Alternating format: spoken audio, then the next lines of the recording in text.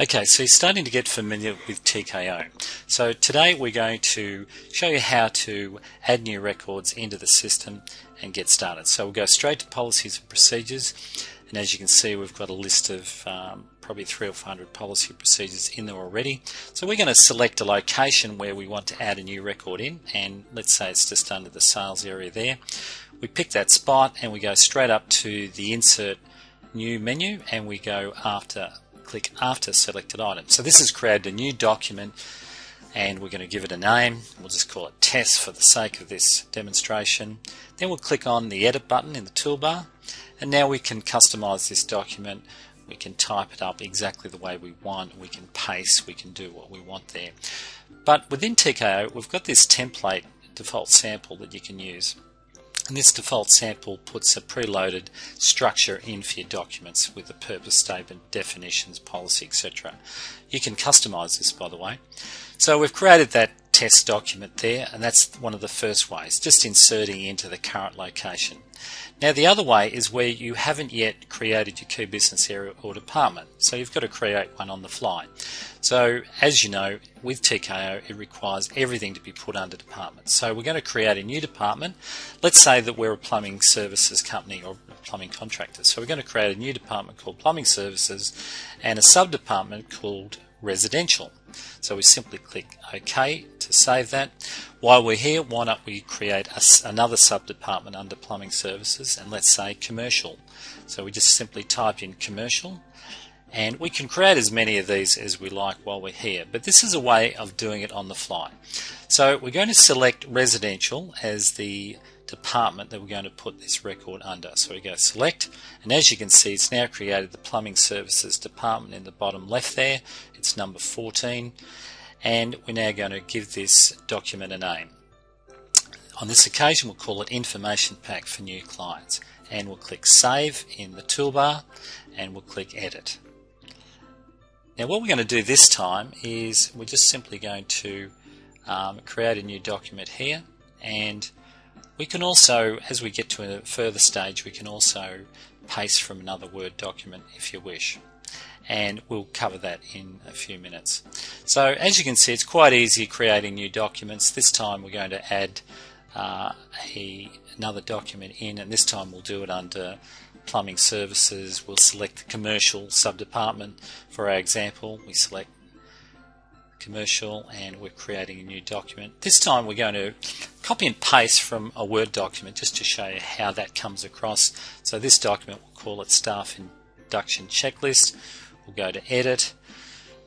We've got a Word doc here that we can copy from, so I've just brought that up, and now I'm going to select all of that document and click Control C to copy it. Come back to TKO, go to the edit menu and go paste, or I could have used Control V. So that's now pasted that staff induction checklist from Word into TKO. So we're nearly to the final stages of the different methods. The next method is to import from our master template. So instead of writing everything from scratch, you may find that there's already something in our template library that you can use and just customize instead of beginning from scratch every time. So from this area you can pick and choose which documents you want. They're all categorized into various departments and sections, and you can view them before you import them. On this occasion, let's say we wanted something in the environmental category there, and let's say we pick this particular document. As you can see, we can view it on the right to see what it is. All we need to do now is go import checked items, and it's the only one, so it's going to bring in just that one, and we can insert it into the current location, which is what we want. Otherwise we could insert it into its own category and create one on the fly.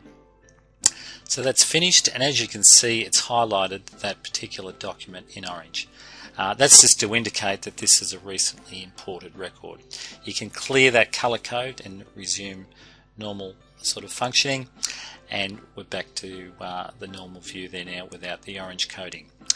So the next method is to import from Word. So we'll go click on the menu, go import from Word, and this way we can directly import from a Word document. So we click import.